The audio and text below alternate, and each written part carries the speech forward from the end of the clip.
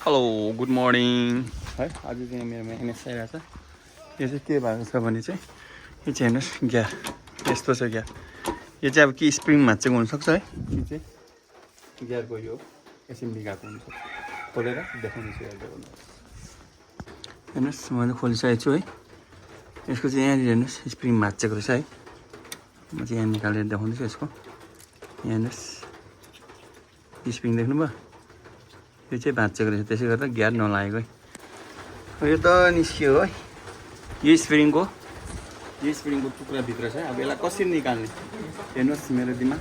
म चाहिँ कसरी निकाल्छु भने हेर्नुहोस् चुम्बक देख्नुभयो, यो चुम्बकमा म रेन्ज राखेको छु। अब यो दुलो दुलोमा हालेर हेर्छु कहाँबाट निस्किँदो रहेछ तपाईँले हाल्छु हेर्नुहोस्। पहिला सुरु म यो दुलोमा हालेँ, छैन है। यहाँबाट हालेर हेरौँ, छैन रहेछ हो।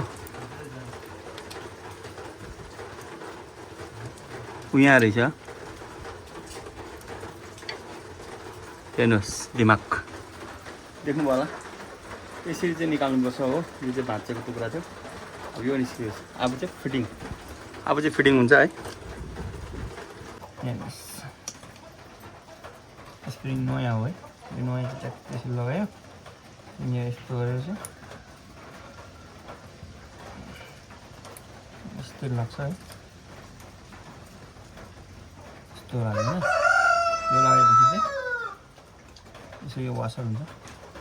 वासर हाल्नु बिर्सिनु हुँदैन है। यसरी हालेर लगाउनुपर्छ।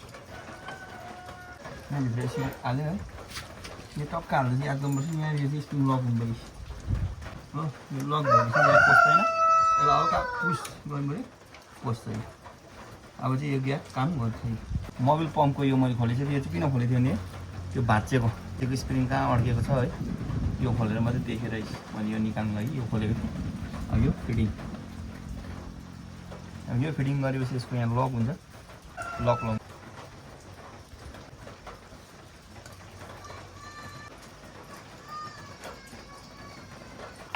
अब लक भएपछि यो हाउजिङ हाल्नुपर्ने हुन्छ हामीले।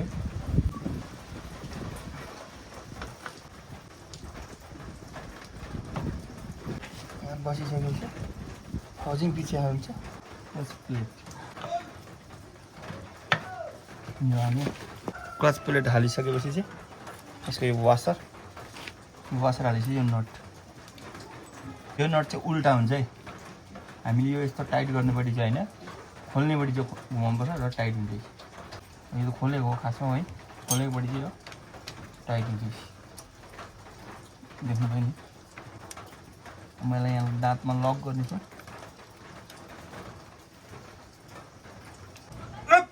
ल यो टाइट भयो है साथी। अब यो पनि टाइट गरौँ। अघि मैले जस्ट अड्कामै छु। यो त जता टाइट गऱ्यो त्यतै घुमाउनुपर्छ। ओके, यो सब कम्प्लिट भएपछि चाहिँ यसको माथि चाहिँ एउटा ब्यारिङ बस्छ। ब्यारिङ यो ब्यारिङ चाहिँ तपाईँको यहाँबाट अलग्गै बस्छ। हामीले जब क्लचहरू गर्दा चाहिँ यसलाई थिच्छ र यो क्लच फ्री हुन्छ है। त्यसको लागि यो ब्यारिङ चाहिँ हो। यो सब कम्प्लिट भएपछि हाम्रो हुन्छ हप ठ्याक्कै है।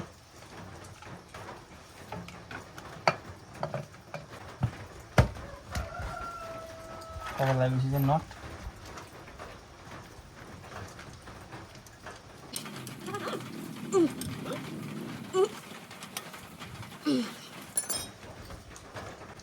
अब यो साइड कभर है।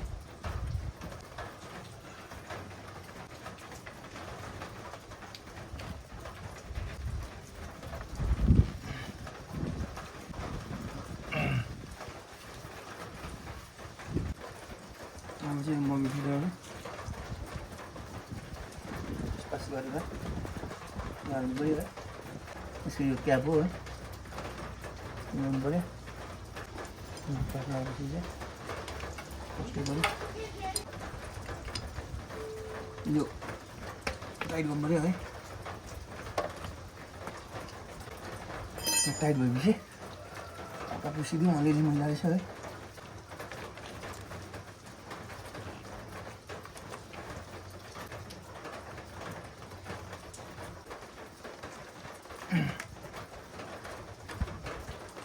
फिनिसिङ भयो फिनिसिङ गरेपछि अनि गियर पनि सेट भयो है यो लगाएपछि फुल टाइट गर्नु पऱ्यो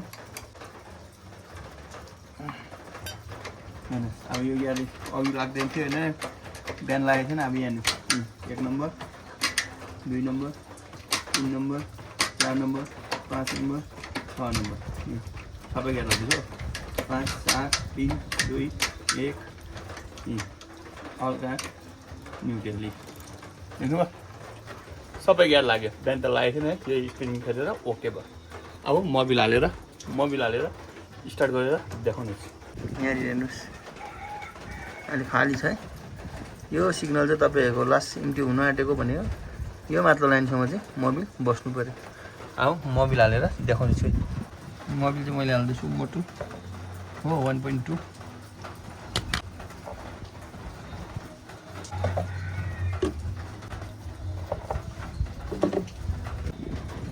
हेर्नुहोस् देख्नुभयो होला त्यसको ढकनी लाउँदैछु है हेर्नुहोस् मोबिल सबै हालिसकेँ अब म स्टार्ट गरेर उतारेर हेर्छु हुन्छ कि हुँदैन अब चाहिँ चाबी अन फ्युल सिन अन ओके स्टार्ट भयो है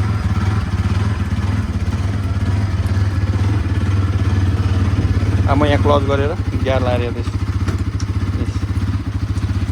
गियर कुद्यो है सबै गियर लाग्न थाल्यो अब हो